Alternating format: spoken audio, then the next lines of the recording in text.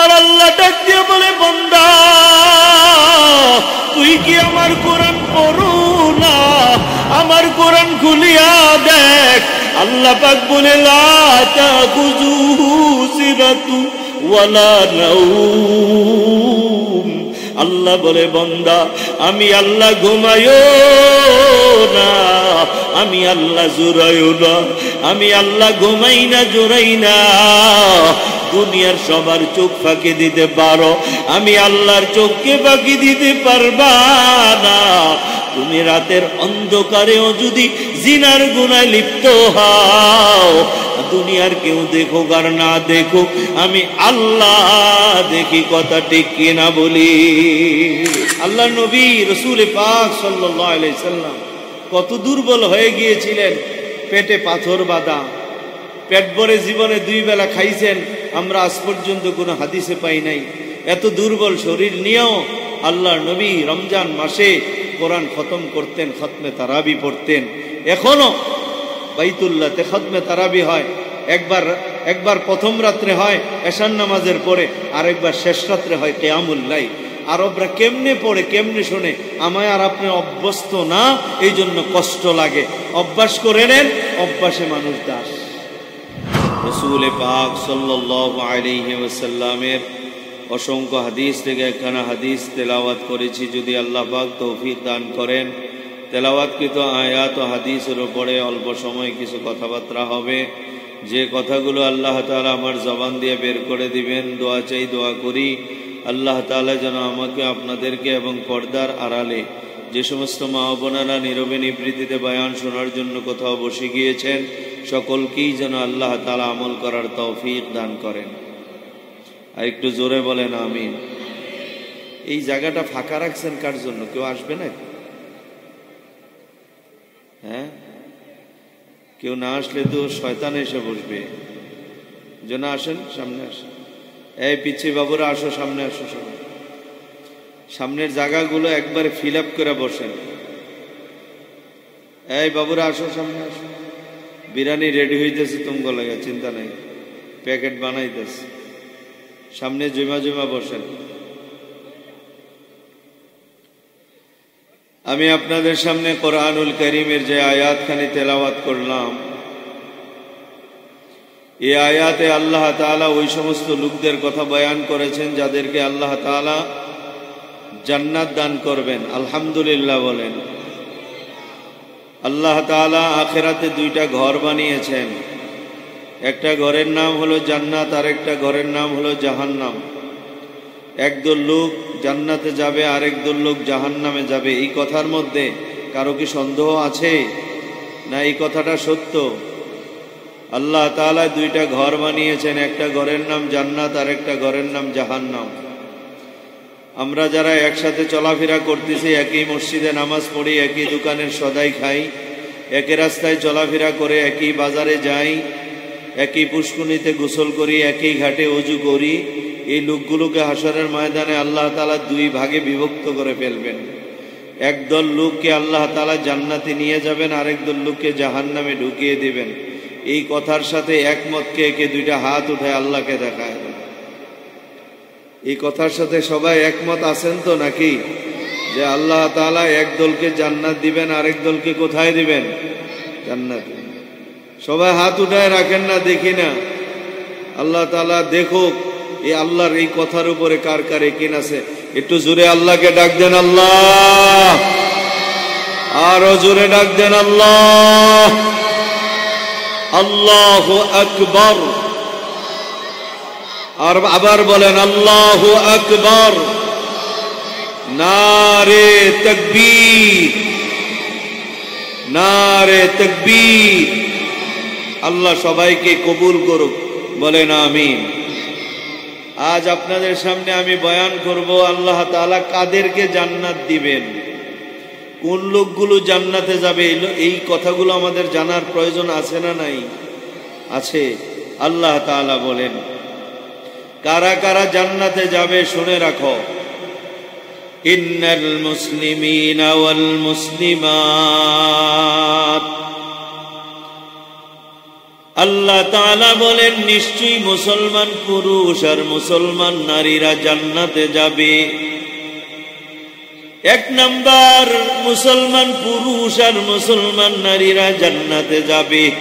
বুঝা গেল মুসলমান নারী আর মুসলমান পুরুষের বাহিরে যত খ্রিস্টান পুরুষ আর খ্রিস্টান নারীরা জাহান্নামে যাবে, ইহুদি পুরুষ আর ইহুদি নারীরা জাহান্নামে যাবে, বৌদ্ধ পুরুষের আর বৌদ্ধ ধর্ম অবলম্বনকারী নারীরা জাহান্নামে যাবে, হিন্দু ধর্ম অবলম্বনকারী পুরুষ আর নারীরা জাহান্নামে যাবে।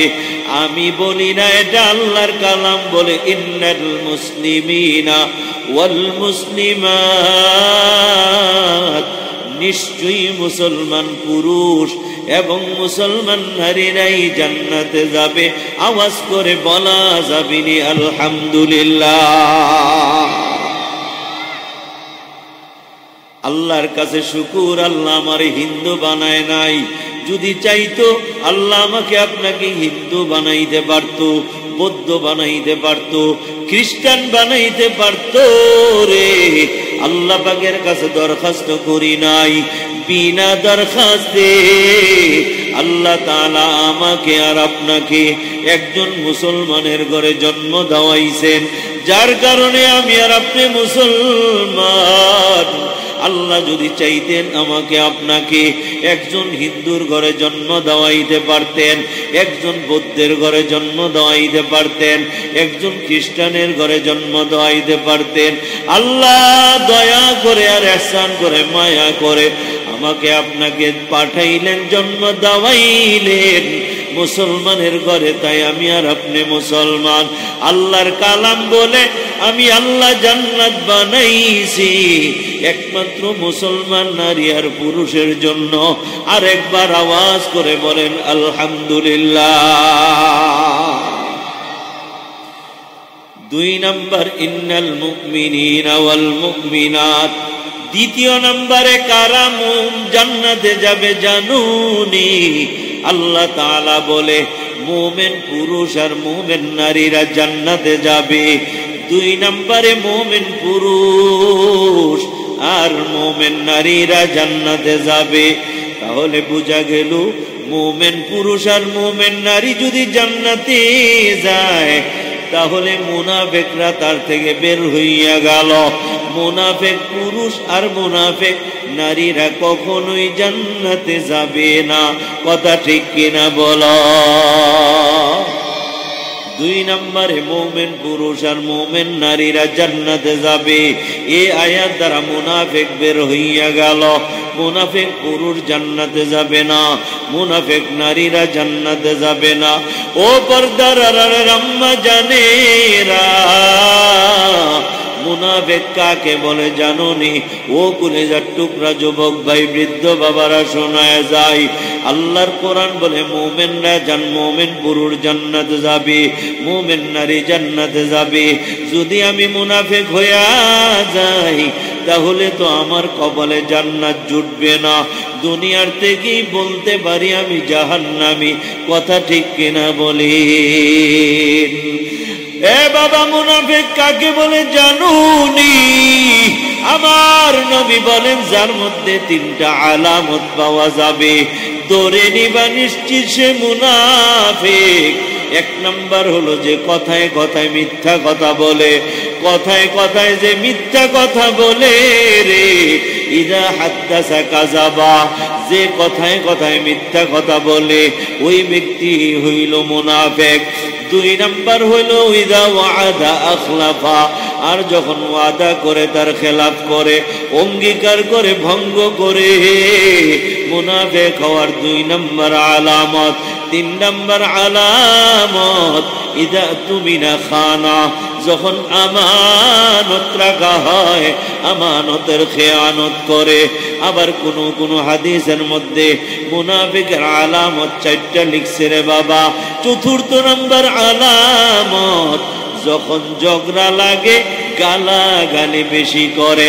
সমাজে এমন খাসিয়তের লোক আছে না নাই? জোরে বলেন আছে না নাই? তুমি যদি নামাজ পড়ো মুসল্লি, এ বাবা তোমার মধ্যে যদি মুনাফিকের আলামত থাইকা থাকে, আল্লাহর কোরআন বলে নামাজ পড়েও তুমি জাহান্নামে যাইবা। আল্লাহর কোরআন বলে তুমি যদি হাজি হও, তোমার মধ্যে যদি মুনাফিকের আলামত থাকে, ও হাজি শোনায়া যায়, হাজি হইয়াও তুমি জাহান্নামে যাইবা।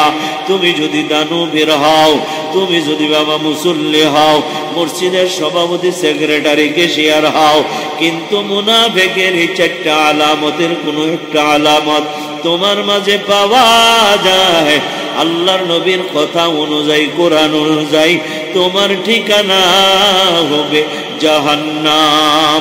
জোরে বলা যাবে নাউযুবিল্লাহ। 3 নম্বরে কারা জান্নাতে যাবে জানুনি? আল্লাহ তাআলা বলেন ওয়াল কানিতিনা ওয়াল কানিতাত। আল্লাহ তাআলা বলে 3 নম্বর জান্নাতি হইল অনুগত পুরুষ আর অনুগত নারীরা জান্নাতি। বুঝা গেল, আয়াত দ্বারা বের হয়ে গেল যাদের ভিতরে অহংকার আছে, অহংকারী নারী আর পুরুষ এরা জাহান্নামী। অনুগত পুরুষ, অনুগত নারী এরা হইল জান্নাতি। অনুগত মানে বিনয়ী, যারা নিজেকে নিজে ছোট মনে করে, আপনাকে বড় বলে বড় সেই নয়, লোকে যাকে বড় বলে বড় সেই হয়। মদিনার নবী আল্লাহর কাছে দোয়া করতুরি, ও আল্লাহ, আল্লাহুম্মা জাআলনি في عيني صغيرا وفي أعين الناس كبيرا اللهم اجعلني في عيني صغيرا وفي أعين الناس كبيرا। নবী সব সময় দোয়া করতো, আল্লাহ আমার দৃষ্টিতে আমাকে ছোট বানায় দাও, আর মানুষের দৃষ্টিতে আমাকে বড় বানায় দাও। এ বাবা, আজকে আমি তুমি কত অহংকার করি আর গর্ব করি আর তাকাব্বুরি করি। আল্লাহর কালাম বলে যারা অহংকার করে, গর্ব করে, তাকাব্বুরি করে, অহংকারী করে, এরা জাহান্নামী। নারী হোক পুরুষ হোক, এরা জাহান্নামী। আল্লাহ তাআলা বলে 3 নম্বর জান্নাতি হইল ওয়াল কানিতিনা ওয়াল কানিতাত। অনুগত পুরুষ, অনুগত নারী, বিনয়ী পুরুষ আর বিনয়ী নারী এরা হলো জান্নাতি। আল্লাহ তাআলা বলে 4 নম্বরে জান্নাতি কারা জানুনি? ওয়াস-সাদিকিনা ওয়াস-সাদিকাত। সত্যবাদী পুরুষ আর সত্যবাদী নারীরা জান্নাতি। এ বাবা, 4 নম্বর জান্নাতি কারা? আল্লাহ তাআলা বলেন সত্যবাদী নারী আর সত্যবাদী পুরুষ এরা হলো জান্নাতি। আমি এখন আপনাদের কাছে জানতে চাই, এ বাবা, এই সত্যবাদীর বাহিরে কে আছে? মিথ্যাবাদীরা আছে। আল্লাহর কালাম বলে মিথ্যাবাদী নারী, মিথ্যাবাদী পুরুষ এরা হলো জাহান্নামী। আল্লাহর কালাম বলে সত্যবাদী পুরুষ আর সত্যবাদী নারী এরা হইল জান্নাতি। কোরআনের এই আয়াত দ্বারা বোঝা যায় মিথ্যাবাদী পুরুষ আর মিথ্যাবাদী নারী এরা হইল জাহান্নামী। ওরে পর্দার আড়ালের আম্মা জানেরা, অনুরোধ করে বলে যাই মা, জীবন গেলেও কোনোদিন মিথ্যা বলিও না, কারণ আল্লাহর কোরআন বলে মিথ্যাবাদী নারীরা জাহান্নামী। ও পুরুষ বাবারা, অনুরোধ করে বলে যাই বাবা, যদি বলো পায়ে ধরতে পায়ে ধরব, মিথ্যা কথা বলিও না। এ বাবা, নবী কি বলেছেন জানো? আস-সিদকু ইউনজি ওয়াল কিযবু ইউহলিক। সত্য মানুষকে বাঁচায়, মিথ্যা মানুষকে ধ্বংস করিয়া দেয়। কিতাবের মধ্যে পাইছি বড় পীর আব্দুল কাদের জিলানী রাহমাতুল্লাহ আলাইহির মা ব্যবসায়ী কাফেলার সঙ্গে ওনারে বাগদাদ পাঠাই দিলেন। ও বাবা যাও বাগদাদ শহরের মাদ্রাসায় ভর্তি হইয়া ওইখান থেকে বড় আলেম হইয়া আমার কাছে ফিরে আসবা। বড় পীর আব্দুল কাদের জিলানী রাহমাতুল্লাহ আলাইহি মা কিছু টাকা জামার একটা আঁচলের এক জায়গায় ভিতরে বইরা সেলাই করে দিলেন। এ বাবা রাস্তায় কোথাও খুলিও না, মাদ্রাসায় যাইয়া প্রয়োজনে খরচ করবা। আমি মা একটা নসিহত করে দেই, জীবন গেলেও কখনো মিথ্যা কথা বলবা না। মা বিদায় করে দিল ব্যবসায়ী কাফেলার সঙ্গে। ওই ব্যবসায়ী কাফেলা চলতেছে বাগদাদের দিকে। রাস্তায় হঠাৎ করে বাবা একদল দস্যু ডাকাত দল তাদের রাস্তা রোধ করলো, আটকিয়ে ধরল। এ বাবা চুরি কিরি যা ছিল এদের সামনে পেশ করে বলে যা আছে দিয়ে দাও। সবাই বাবা অস্বীকার করলো, না না দিব না। হে বাবা এই কথা বলার পর সবার হাত পা বেঁধে ফেললো, সবাইকে চেক করলো। বাবা যার কাছে যা পাইল সবই নিয়ে গেল। ওই বাচ্চাটার হাত বাঁধে নাই, কারণ বাচ্চা মানুষ। একজন ডাকাত আইসা বলে, ও বাচ্চা তোমার কাছে কিছু আসেনি? বাচ্চা বলে, হা হা আমার কাছে কিছু টাকা আছে। কোথায় আছে? কয় তুমি বিশ্রাইয়া নাও। ওই ডাকাত মিয়া বিশ্রাইতে শুরু করলো, কোথাও বাবা পাইল না। আবার চলে গেল ওই লোকদের কাছে, লোকদের মালামাল লুট করতে শুরু করলো। আবার কিছুক্ষণ পরে আসলো আরেক ডাকাত আইসা বলে, তোমার কাছে কিছু আসেনি রে বাবু? বাচ্চাটা বলে, কিছু টাকা আছে। কোথায় আছে বলো না। ওই বাচ্চা আব্দুল কাদের বলে যে আমার যেখানে আছে বিশ্রায়া নাও।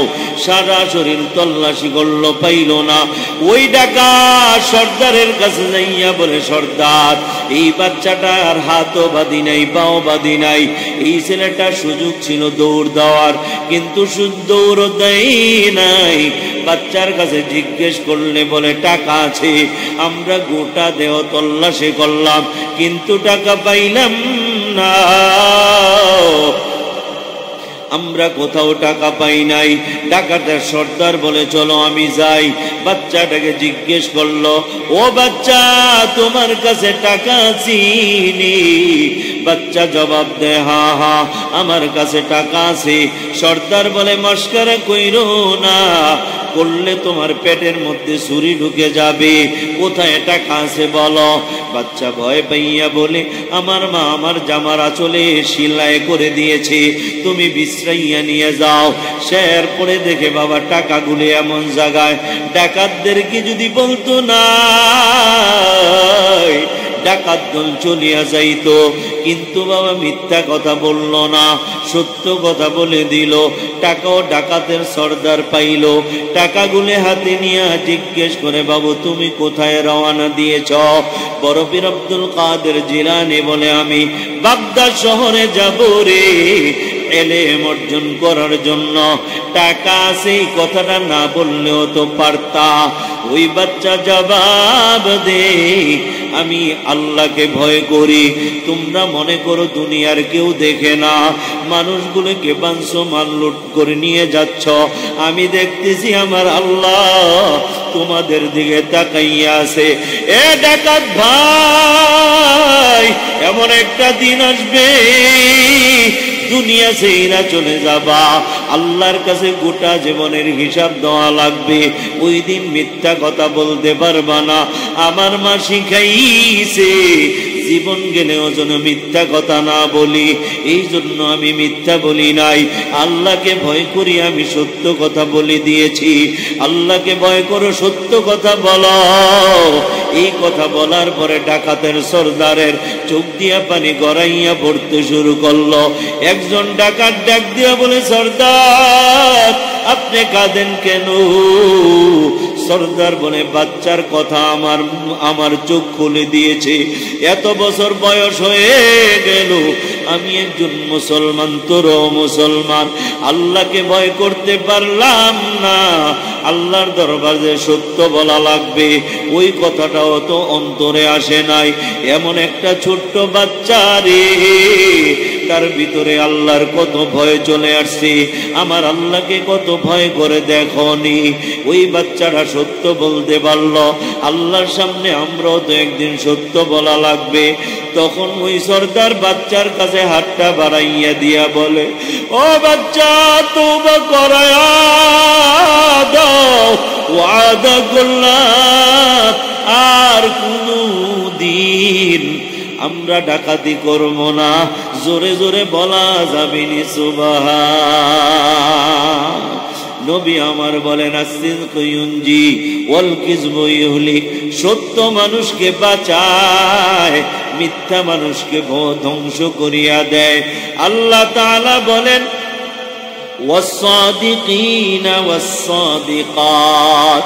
4 নম্বর জান্নাতে কারা জানুনি?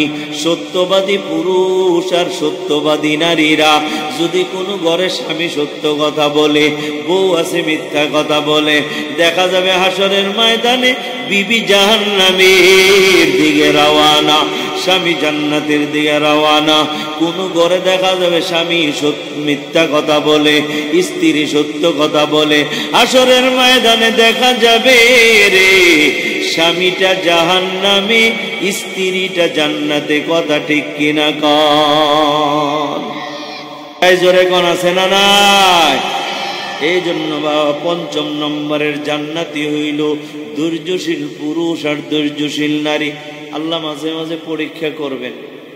মাথার ব্যথা, চোখের ব্যথা, কানের ব্যথা, পেটের ব্যথা, নখের ব্যথা, বুঝেন নাই? ডায়াবেটিস, হাঁফানি, বহুমূত্র রোগ, আরো কত রোগ দিয়ে পরীক্ষা করবে। ধৈর্যহারা হওয়া যাবে না, ধৈর্যহারা হওয়া যাবে না। আইয়ুব আলাইহিস সালামের মতো ধৈর্যের পাহাড় হতে হবে। যারা আল্লাহ তাআলার এই ধৈর্যে টিকে যাবে, আল্লাহ বলে আমি তোকে জান্নাত দিয়ে দিব। আস্তে কোন না সুবহান। ধৈর্য ধরা লাগবে নি। ছেলে বিদেশ গেছে, টাকা মায়ের খেয়ে চলে আসছে, অধৈর্য হওয়ার কিছু নাই। আল্লাহ যা করে ভালোর জন্যই করে। আল্লাহ যা করে কি করেন? ব্যবসা দিয়েছেন, ব্যবসাতে মায়ের গেছে, অধৈর্য হওয়ার কিছু নাই, ধৈর্য ধরেন।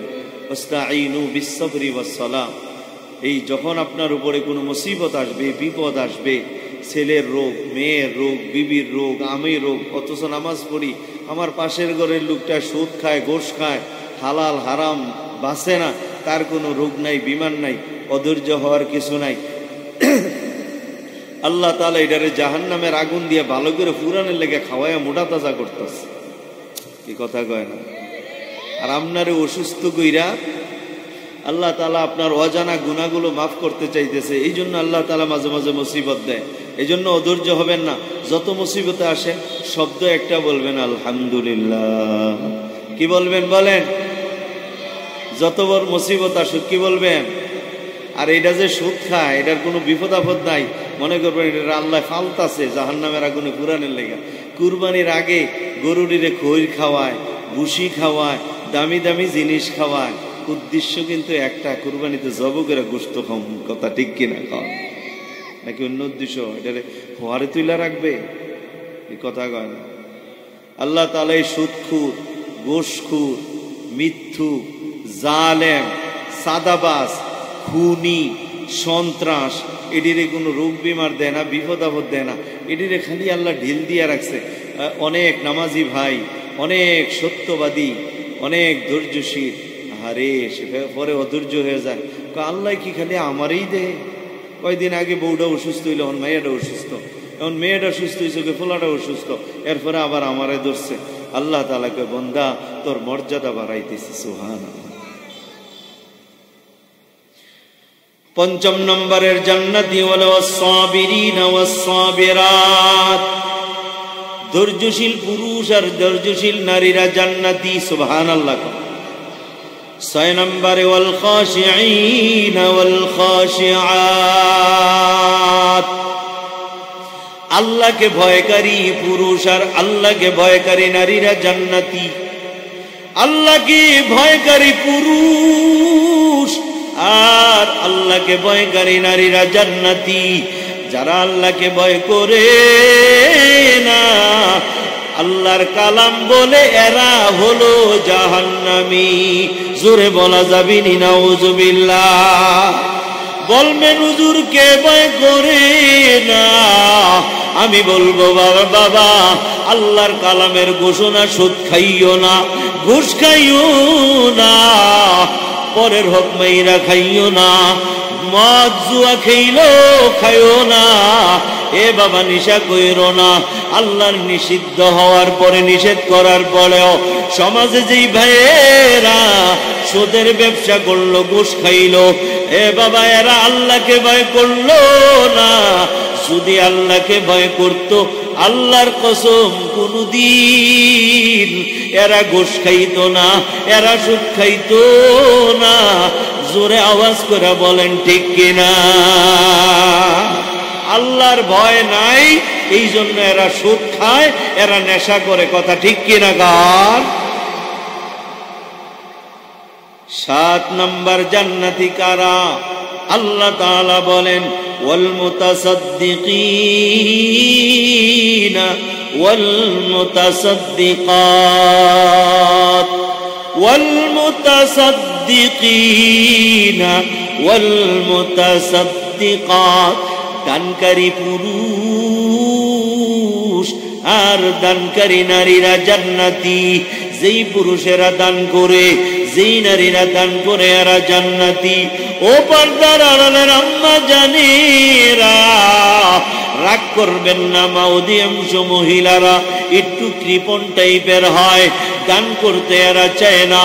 যদি কোনো একজন স্বামী দানবীর হয়, স্ত্রীটা কৃপণ হয়, আল্লাহর কালাম বলে স্বামীটা জান্নাতি আর স্ত্রীটা হইল জাহান্নামী। কোথাও কোথাও দেখা যায় স্ত্রীটা দানবীর, স্বামীটা বড় বখিল। হাসরের ময়দানে দেখা যাবে স্বামীটা জাহান্নামী আর স্ত্রীটা জান্নাতি হয়ে গেছে। আল্লাহ তাআলা বলে 7 নাম্বার জান্নাতি হলো তারা যারা নাকি দান করে, দানকারী পুরুষ আর দানকারী নারী, এরাই হইল জান্নাতি। এরে বাবা, যেখানেই দান করার সুযোগ হয় ওইখানে কম পারো কম দান করবা, বেশি পারো বেশি দান করবা। বেশি দান করতে হবে এমন কোনো শর্ত নাই, তৌফিক অনুযায়ী দান করবেন। এ বাবা, রমজান মাস বা অন্য সময় যাকাত ফরজ হইলে যাকাত দিয়ে দিবেন। দানগুলি কোথায় করবেন জানুন? দান করবা নিজের আত্মীয় স্বজনকে, ওয়াল আকরাবিন, আত্মীয় স্বজনকে আগে দান করবেন। যাকাত দেওয়ার সময় আগে বাবা দেখবেন আপনার আত্মীয় স্বজনের মধ্যে কোনো গরিব মানুষ আছে কিনা। যদি গরিব পাওয়া যায় আর তার যাকাত দেওয়া যায়, এমন ব্যক্তিদেরকে আগে যাকাত দিবেন। যাকাত দেওয়ার সময় কথা বলার প্রয়োজন নাই, নে নে নে তোরে যাকাত দিলাম, এই কথা বলার দরকার নাই। দেওয়ার সময় বলবেন নে 10,000 টাকা দিলাম ঈদ কর বাচ্চাদেরকে নিয়া। মনে মনে রাখবেন যাকাত দিলাম, জবানে বলার দরকার নাই। নফল দানগুলো আত্মীয় স্বজনকে বেশি করবেন, মসজিদ মাদ্রাসায়ও দান করবেন। আমার কিছু ভাই এ বাবা এদের কাছে গেলে এরা আসলেই দান করে না, গেলেই বলে কত দিব, যাও আছে না। আমরা এক সময় যখন মাদ্রাসায় পড়তাম, তো মাদ্রাসার মাহফিলের কালেকশনের জন্য নাম করে পাঠাই, দানের মৌসুমে ধান কালেকশন করতাম। তো আবার মাহফিলের সময় দোকানে দোকানে যাইতাম কালেকশন করার জন্য। এটা দোষের কিছু না ভাই। খায়বারের যুদ্ধে রাসূলুল্লাহ সাল্লাল্লাহু আলাইহি সাল্লাম এইভাবে জামার আঁচলটা পাইতা দিছিল আর বলছিল ইসলামের জন্য কে কে দান করবা দাও। সুবহানাল্লাহ। কালেকশন করে এটা সুন্নত, এটা কোনো দোষের কিছু না। তো অনেক দোকানে যাইলে কইতো এই হুজুর কত দিব, সারাদিন খালি দেই। পরে পাশের দোকানে গেছি, দেখা যায় ওই সময় আর কি অনেক আগের কথা না, ওই 10 টাকা 5 টাকা দিছে, হুজুর সারাদিন একজনরেও দেয় না, সাফাবাজ আছে না নাই? এমন যেগুলি না দেয় এগুলি এই কথা বলে, আর যারা দেয় তারা দিয়ে দেয়, কম পারলে কম দেয়, বেশি পারলে দিয়ে দেয়। আমার আম্মাকে দেখতাম, যত ফকির আসতো, যত মিসকিন আসতো, মাদ্রাসা থেকে আসতো, ধানের মৌসুমে ধান কাউকে ফিরাইতো না, কম পারক বেশি পারক দিয়ে দিত। যত মাদ্রাসায় আসতো দিয়ে দিত, ফির দেখি নাই কাউকে ফিরাইতে। মাহফিলের সময় দেখতাম বাঁশ কালেকশন করতে মাদ্রাসার ছাত্ররা আসতো, তো আমার আব্বা নিজে বাঁশ মুড়ায় যাইতো, যাই হোক যেইটা আপনাদের পছন্দ এটাকে একটা লয়ে যাবে। দেখি নাই কখনো নিষেধ করতে। আমরা মাঝখানে পড়ছি ভূষণা গ্রাম, তো রামপুর মাদ্রাসা আছে, মাসিগারাও মাদ্রাসা আছে।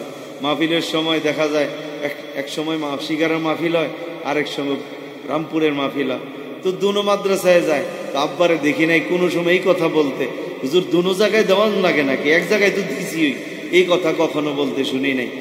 দিয়ে দিত, বলে আসেন, যাই বলতো যেটা পছন্দ এটা নিয়ে যান। সুবহানাল্লাহ, এটা দান করবেন, আল্লাহ তাআলার দেওয়া এই সম্পদ, এগুলি তো আমি আর আপনি বানাই নাই, এগুলি আমাকে আল্লাহ তাআলা আমাকে আপনাকে দিয়েছেন কিছুদিন ব্যবহার করার জন্য। যখন দান করব আল্লাহ তাআলা এই দানের উসিলা আমার সম্পদ আরো বাড়িয়ে দিবেন। সুবহানাল্লাহ বলে, আল্লাহ তাআলা আরো বাড়িয়ে দিবেন। দানের দ্বারায় ধন কমে না, দানের দ্বারায় ধন বেড়ে যায়। কথা ঠিক কিনা বলে? ইনশাআল্লাহ করবেন তো? ইনশাআল্লাহ বখিলামি করবেন না তো? যেই মিসকিন এসে বলবে আমাকে আল্লাহর হস্তে কিছু দাও, এই আল্লাহর নাম নিয়ে যদি কোনো ভিক্ষুক চায়, কখনো ভিক্ষুকদেরকে ফিরিয়ে দিবেন না, এদেরকে কিছু না কিছু দিয়ে দিবেন। হাদিসের মধ্যে আসছে, মুসলিম শরীফের হাদিস, রসুল পাক সাল্লাল্লাহু আলাইহি ওয়াসাল্লাম হযরত উম্মে সালমা রাদিয়াল্লাহু তাআলা আনহার ঘরে আসলেন। আয়েশা বললেন, উম্মে সালমা পেটে ক্ষুধা, খাওয়ার কিছু আছে? তো উম্মে সালমা রাদিয়াল্লাহু তাআলা আনহা খাদেমাকে বললেন, যাও, তাকের মধ্যে গোশত রাখা আছে, নবীজির জন্য পাক করে রেখে দিয়েছি, ওই গোশত নিয়ে আসো। খাদেমা গোশতের পেয়ালাটা আনতে গেছে, যাইয়া তাকের মধ্যে দেখে পেয়ালা আছে, পেয়ালার মধ্যে গোশত নাই, একটা পাথরের টুকরা সেখানে রাইখা দেওয়া আছে। নাউজুবিল্লাহ। তো এখন খাদেমা এসে বলতেছে গোশত তো নাই, একটা পাথরের টুকরা পাইছি। তো তাদের মধ্যে একটু কানাঘষি চলতেছে। রসুল জিজ্ঞেস করলেন, আমাকে কি দিবানা কিছু খানা নেই? তো বলে, আর রাসূলুল্লাহ, আপনার জন্য তো গোশত রেখে দিয়েছিলাম, কারণ আপনি গোশত খাইতে অনেক ভালোবাসেন, কিন্তু এখন তো ওই পেয়ালার মধ্যে গোশত নাই, একটা পাথরের টুকরা রাখা। তো রসুল বলেন যে এই গোশত পাক করার পরে তোমাদের ঘরের দরজায় কোনো সায়েল, কোনো ভিক্ষুক এসেছিল কি? তো উম্মে সালমা বলে, হ্যাঁ, একজন ভিক্ষুক এসেছিল। কি বলেছিল? বললে, আল্লাহর রাস্তে আমাকে কিছু দাও, আল্লাহ বরকত দিবে। তো তোমরা কি বলেছিলা? আমরা না দেওয়ার বাহানায় বলেছিলাম আল্লাহ তোমারেও বরকত দৌক, মানে আরে বুঝাইছি আমরা দিতে পারবো না, তুমি চলে যাও, দেই নাই। তো রসুল বলেন যে যারা থাকা সত্ত্বেও মিসকিনকে দেয় না, বাহানা করে খায়, এরা আসলে প্রকৃত ওই বস্তুটা খায় না, এরা পাথর খায়, এরা পাথর খায়। আমি যেহেতু আমি নবী হওয়ার কারণে আল্লাহ তাআলা আমাকে পাথর খাওয়া থেকে হেফাজত করেছেন, এই জন্য গোশতটাকে পাথর বানিয়ে আমাদেরকে দেখিয়ে দিয়েছেন। আনে ওয়ালা উম্মতকে এই কথা জানিয়ে দাও, কখনোই থাকা সত্ত্বে যেন কোনো সায়েল, কোনো ভিক্ষুককে কখনো ফিরিয়ে না দেয়। পারবেন না ইনশাআল্লাহ? আল্লাহ তাআলা কবুল। কয় নম্বর জান্নাতীদের নাম শুনলাম আমরা? এগুলি মুখস্থ করা লাগবে তো নাকি না? এই লিস্টিতে নাম না থাকলে একটাও যদি ছুটে যায় তাহলে তো আমি জান্নাত পাবো না ভাইয়া। 8 নম্বর জান্নাতি হলো, আল্লাহ বলেন, ওয়াসাইমিনা ওয়াসাইমাত, ওয়াসাইমিনা ওয়াসাইমাত, রোজাদার পুরুষ, রোজাদার নারীরা জান্নাতি। রোজাদার পুরুষ আর রোজাদার নারীরা জান্নাতি। ওরে পর্দার আড়ালের আম্মা জানেরা, ও বৃদ্ধ বাবার, আমার কলিজার টুকরা যুবক ভাই, অল্প কিছুদিন পরে আমাদের সামনে রমজান আগত। এই রমজান মাসে আমরা যদি আল্লাহর জন্য রোজা রাখি, পুরুষ হই নারী হই, আল্লাহর কালাম বলে ওই রোজাদারেরা জান্নাতি। আল্লাহর কালামের কথা সত্য না মিথ্যা? আল্লাহর কালাম সত্য। রোজা এটা কি জিনিস? আল্লাহ বলে কুতিবা আলাইকুমুস সিয়াম কামা কুতিবা আলাল্লাযীনা মিন ক্বাবলিকুম লাআল্লাকুম তুফলিহুন। আল্লাহ তাআলা বলে তোমাদের জন্য রোজা ফরজ করা হয়েছে, এটা কোনো নতুন ফরজ নয়। ইতিপূর্বে যত উম্মত এসেছিল এদের উপরে রোজা ফরজ ছিল, তোমাদের উপরে রোজা ফরজ করা হয়েছে। রোজার দ্বারা কি হবে জানুনি? বলে রোজার দ্বারা তোমার মধ্যে সফলতা আসবে। 8 নম্বর জান্নাতীদের লিস্টটি হলো রোজাদার পুরুষ আর রোজাদার নারী, এরা জান্নাতি। বলেন 8 নম্বরে কারা জান্নাতি? রোজাদার পুরুষ আর রোজাদার নারী, এরা জান্নাতি। রমজান মাস এটা কোরআন নাজিলের মাস। আল্লাহ তাআলা বলেন শাহরু রমাদানাল্লাযী উনজিলা ফীহিল কোরআন। রমজান মাস হইল কোরআন নাজিলের মাস। কোরআনের বরকতে আল্লাহ রমজানকে দামি বানিয়ে দিয়েছেন। একটা ফরজ আদায় করবেন, 70টা ফরজ আদায় করার সমান সওয়াব আল্লাহ দান করবেন। সুবহানাল্লাহ বাড়ির যায় কই। আর যদি রমজান মাসে 1 ওয়াক্ত নামাজ ছাড়েন, 70 ওয়াক্ত নামাজ ছাড়ার কবিরা গুনাহ হবে। নাউজুবিল্লাহ। কি খালি লাভেরটা নিবেন, লোকসানেরটা নিবেন না? খালি লাভের তালে আছে। বলেন রমজান মাসে একটা ফরজ আদায় করলে কয়টা ফরজের সওয়াব? কথা কয় না। 70টা ফরজ আদায় করার সমান সওয়াব। আর একটা নফল আদায় করবেন, অন্য মাসে একটা ফরজ আদায় করার সমান সওয়াব দিয়ে দিবে। এই জন্য ভাইয়া রমজান মাসে 1 ওয়াক্ত নামাজ যেন না ছুটে, আর নামাজগুলি যেন জামাতের সাথে হয়। বলেন আমিন। আরো জোরে বলেন আমিন। আর রমজান মাসে কোরআন পড়বেন। যারা কোরআন পড়তে পারেন কোরআন পড়বেন। কোরআন পারলে খতম করবেন, না পারলে পড়তেই থাকবেন। কোরআন পড়া বন্ধ করবেন না, এটা কোরআন নাজিলের মাস। যারা কোরআন পড়বে আল্লাহ তাআলার নৈকট্য লাভ করবে, আল্লাহ তাআলার কুরব তার হাসিল হবে। তার অন্তরাত্মাকে আল্লাহ তাআলা সমস্ত গুনার মরিচা থেকে পুত পবিত্র বানিয়ে দিবেন। যারা কোরআন পড়ে আর কোরআন শোনে। বলে পারি না তো, তাইলে খতমে তারাবি চালু করেন মসজিদে। আলিশার দল এগুলি সারাটা বছর কোরআন পড়ে না। রমজান মাসে একটা সুযোগ, কোরআন মাসের কোরআন নাজিলের মাস, খতমে তারাবি পড়লে তো কমাস কম একটা কোরআন খতম হইতো। হাফেজ সাহেবের পিছনে বৈশে দাঁড়ায় দাঁড়ায় শুনতাম। কি কথা ঠিক কিনা কন ভাইয়া আমার? আমি আর আপনি এইভাবে কোরআন খতম করলে অনেক সময় বাচ্চারা ডিস্টার্ব করে, মানুষ এসে আমাকে ডিস্টার্ব করে, আমার বিবি ডাক দেয়, কোরআন বন্ধ করে কথা বলি, কখনো খুইলা কথা বলি। এই কোরআন খতমটা কবুল হইতেও পারে, কবুল নাও হইতে পারে। কিন্তু আমি আর আপনি যখন একজন ইমামের পিছনে দাঁড়িয়ে তারাবির নামাজ পড়ব, আল্লাহ তাআলা আমার আমল নামা একটা কবুল কোরআন খতমের সওয়াব লিখে দিবেন। কিন্তু আজকাল এই বাঙালি জাতি এত অলস, খতমে তারাবি পড়তে চায় না। আমাদের দেশে হাফেজের অভাব নাই। হাশরের ময়দানে হাফেজরা আল্লাহর দরবারে ওঠার পরে আল্লাহ যদি জিগায় কোরআন শোনাই শুনি, হাফেজরা বলবে আমরা শোনানোর জন্য রেডি ছিলাম, আমরা প্রস্তুত ছিলাম, কিন্তু আপনার বান্দারা কোরআন শোনে নাই। এরা তাড়াতাড়ি ফুইরা খালি ঘুমানের তালে আসিল। সূরা তারাবি আলাম তারা দিয়ে ফুইরা, 10 সূরা দিয়ে ফুইরা কোন রকম যায় ঘুমাইছে। আল্লাহ তাআলা কয় একটু সাইজ করে দিই। কথা ঠিক কিনা কয়? এই জন্য ভাইয়া নিয়ত করেন ইনশাআল্লাহ। আগে যদিও সূরা তারাবি পড়ছি, এর ওই হুজুরের কই আমার আগে কোন নাই, আমি তো প্রধান। তো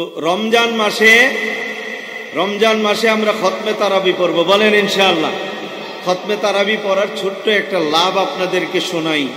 খতমে তারাবি যারা পড়বে এদের লাভ হলো হাশরের ময়দানে যখন উঠবে আল্লাহ তাআলা বিচারক হিসাবে সিংহাসনে থাকবেন, আমি আর আপনি আসামির কাঠগড়ায় থাকব। তো আল্লাহ তাআলার কাছে ওই দিন সুপারিশ করার মতো আমার আর আপনার পক্ষে কথা বলার জন্য কোনো উকিল ব্যারিস্টার থাকবে না। আল্লাহ তাআলা সরাসরি আমার আর আপনার হিসাব নিবেন, আমি আর আপনি হিসাব দিব। আমি আর আপনি যখন বিপদে পড়ব হাসরের ময়দানে আমার আর আপনার দুই পাশে, এক পাশে কোরআন আর এক পাশে হইল রমজানের রোজা দাঁড়িয়ে যাবে। রমজানের রোজা বলবে, আয় রব্বি মানাতুহু তুআমা ওয়াশ শাহওয়াতা বিন নাহার, দিনের বেলায় আমি তারে খাইতে দেই নাই, বিবির কাছে যাইতে দেই নাই, ফাশাফিনি, আল্লাহ তোমার ভয়ে রোজা রাখছে, আজকে সুপারিশ করলাম, আল্লাহ তোমার কাছে তারে মাফ করে দাও।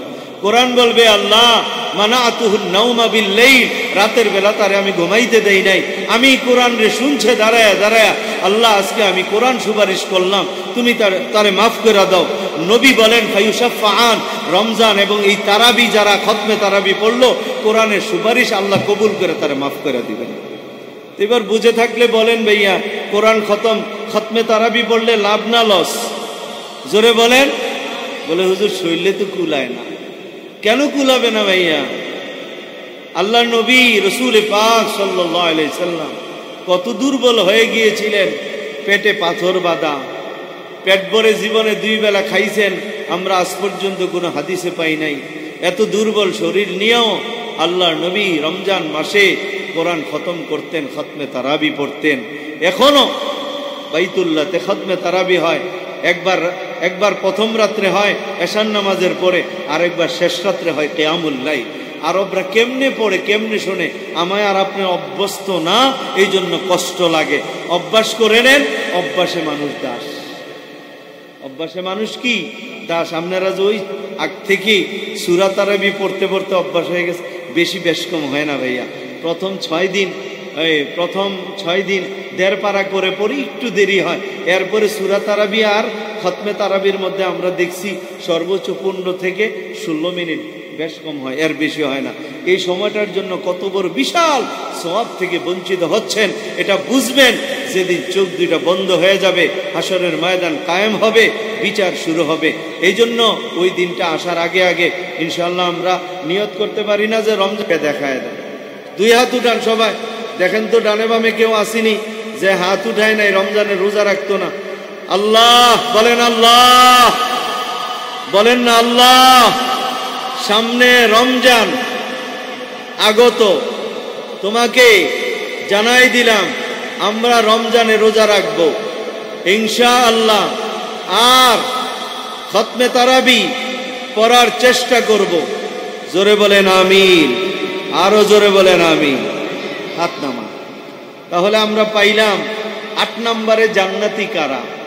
ওয়াস-সাইমিন ওয়াস-সাইমাত, রোজাদার পুরুষ আর রোজাদার নারীরা জান্নাতি। 9 নম্বর জান্নাতি কারা? ওয়াল হাফিযিনা ফুরুজাহুম ওয়াল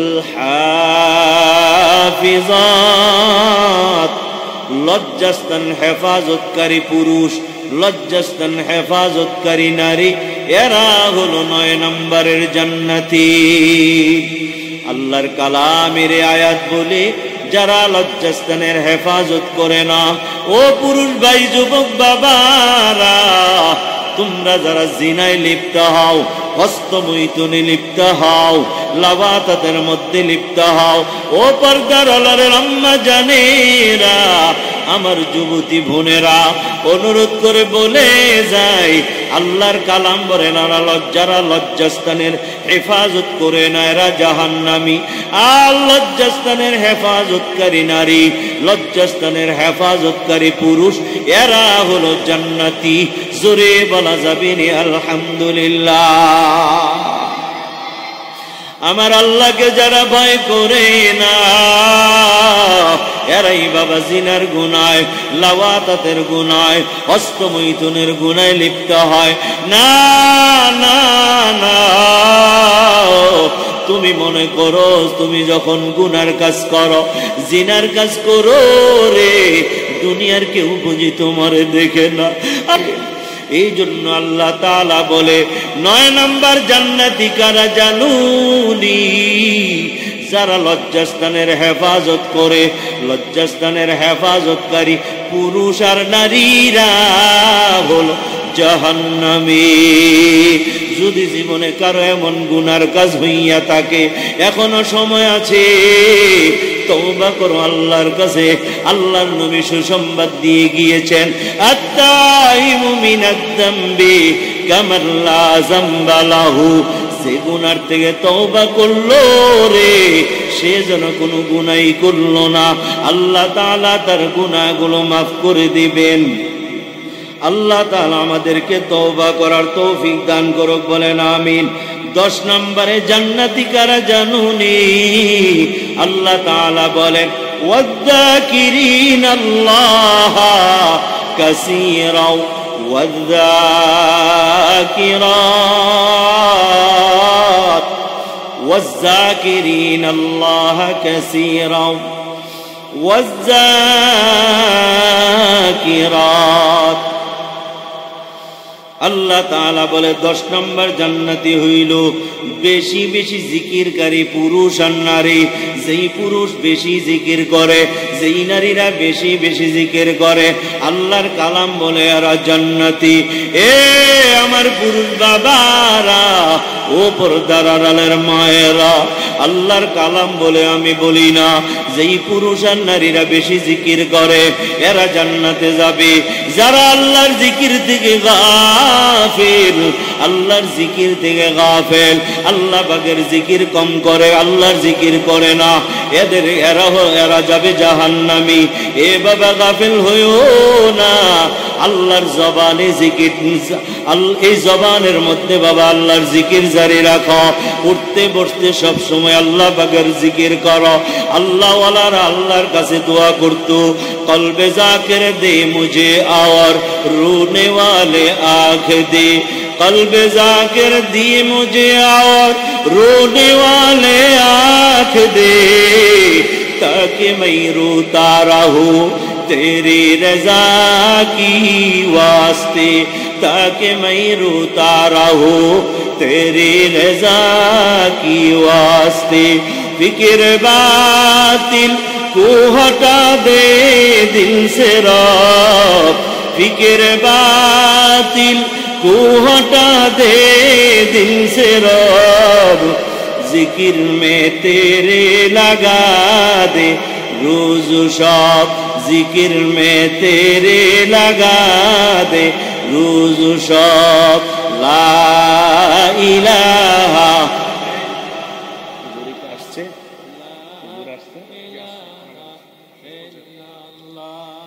লা ইলাহা ইল্লাল্লাহ, লা ইলাহা ইল্লাল্লাহ।